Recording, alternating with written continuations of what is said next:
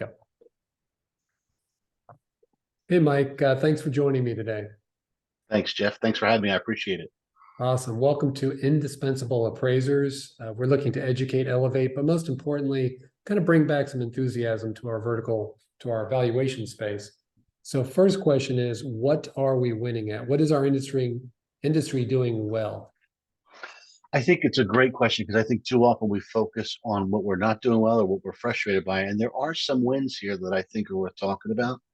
And I'm going to start, and I don't mean this to be serving to you, but some of the work that you and your wife are doing at Realwired in terms of leveraging technology to drive efficiency. And maybe we were a little slow to the dance or to get to the dance, if you will, but doing things like better commercial report writing, the comp database that you've had for 10 plus years. Even on the UAD side, again, maybe not moving as quickly as we'd like, but data standardization, a dynamic form that evolves and bobs and weaves based on the subject assignment to get us to a place where maybe 2 years from now, appraisers could complete assignments in the field on the fly after the inspection and deliver within the same day. That's all relatively soon on the horizon. And then the last piece, which has been very important for us, and I think is useful for appraisers, even if we don't talk about it, is workflow.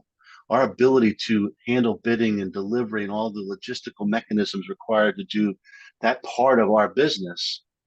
Well, put it to you this way: before we brought on a workflow tool, we were typing addresses in 5, 10 times. And I know that sounds like low-hanging fruit, but there's a lot of us as appraisers that have some old tech and would really benefit by embracing some of the technology out there. And if I'm being really truthful, I think the residential practitioners have done a better job than us commercial folks. They have signed on with Total ACI, some of these measuring tools and mobile platform tools much faster than our commercial peers. But even some of those folks in the smaller shops seem to be coming around. So a little slower than I'd like, but I think tech's one of our wins. Okay, great. Next question is, and this can be on the bank or the fee side, what is our greatest challenges as we look forward? I think the answer is one word: us. Appraisers are the greatest challenge in our industry. And, before our call, you and I were talking a little bit about some of these issues. And the one that I think is the top of all of our mind is bias. And I think, unfortunately, too many of us, both as individuals and I would argue to some extent, even the trade associations that many of us are a part of, spent way too much time, in my view, defending appraisers, saying they are not racist, they're not biased, and that USPAP has been espousing the value of being unbiased since its formation. And I think setting the record straight is absolutely important, make no mistake.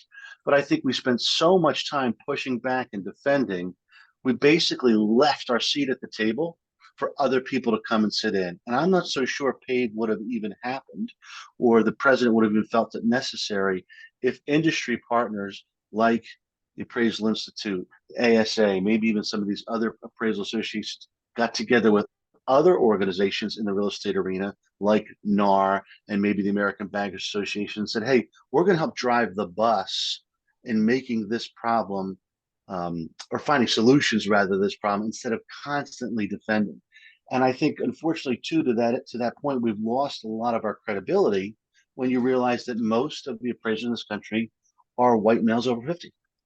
And so it's really hard to say that you're unbiased when the vast majority of your folks all fit into one category. And I think for too long, we've sat comfortably and felt a little complacent. And I think as a result, and the thing that I'm really scared about is we're beginning to atrophy. And when you look at the numbers, depending on who's doing the measuring, say 2017, 110, 120,000 appraisers, again, depending on whose measure you use. I just looked at the Institute data. I think we're down to 70,000. That's an industry in decline, and the decline is serious and frankly more rapid than I think a lot of us had anticipated. The other thing I think where we fell short, and again, this gets back to us, I don't think we've done a good job at advocating for ourselves and to the federal government, in terms of legislation and to the public. I don't know if we're really very good at telling our story to legislators and people in the public about what we do, how we add value, because I think if we did a better job at that, then more people would invite us to the table. I mean, when you talk about owning home, the word home, NAR owns that. National Association, they own it.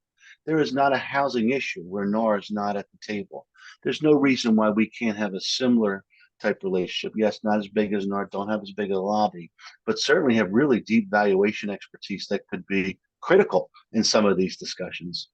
I also worry too that, maybe we haven't evolved USPAP as quickly as we should, particularly the education that comes with it.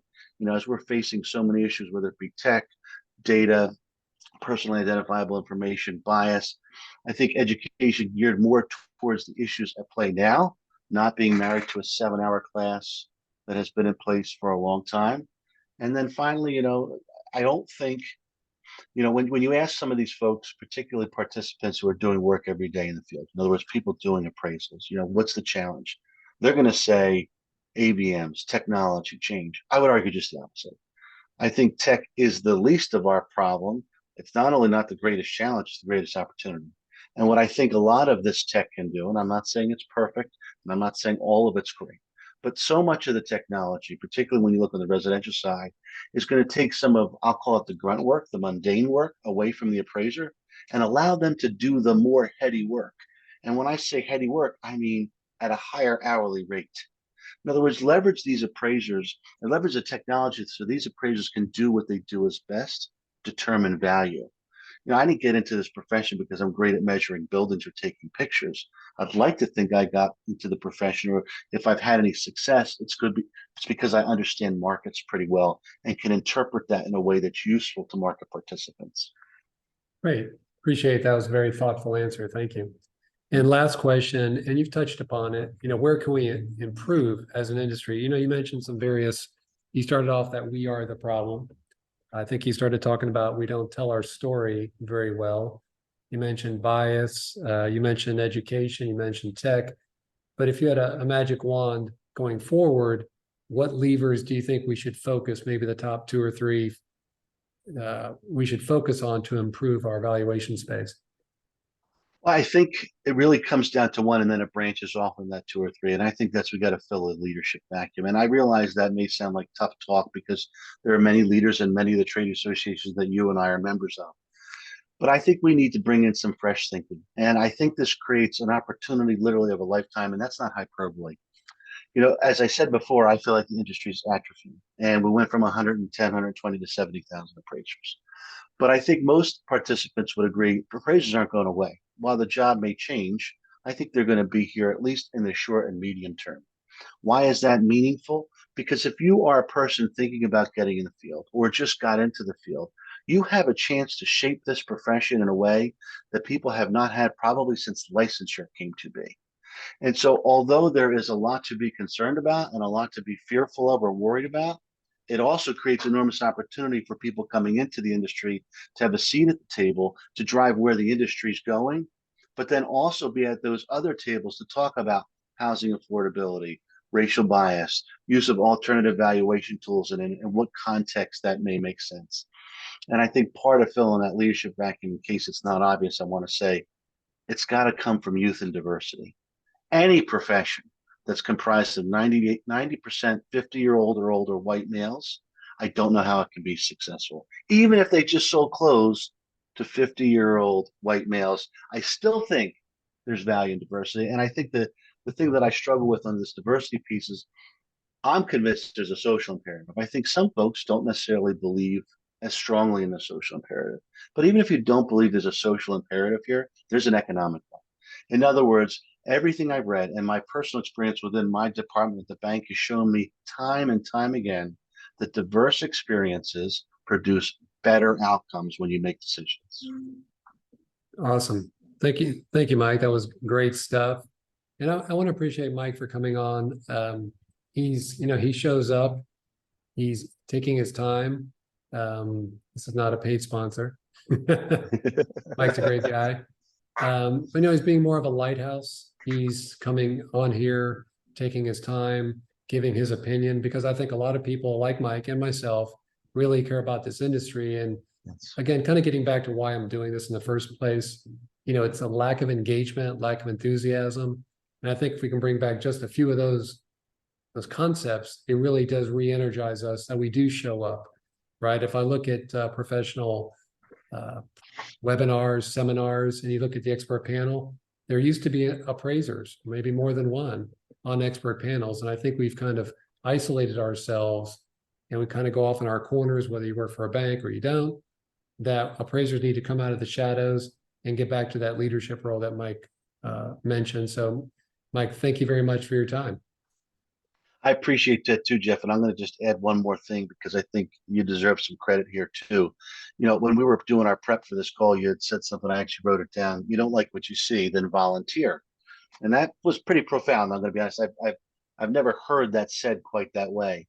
And I think for those people out there who have sort of given up, shrugging their shoulders, don't think they can make a difference, I think they should frankly look at you. I mean, you decided to do this podcast to make it quick, relatively painless, but to get some ideas out, to get the conversation rolling. It's these little surgical things that over time will add up to create the momentum we need to really change things. But the sad reality is, if you just sit on the sidelines and don't take a chance to do something new like you're doing here, Jeff, I guarantee you things will never get better. Awesome. Thank you, Mike. Thanks, Jeff. Take care.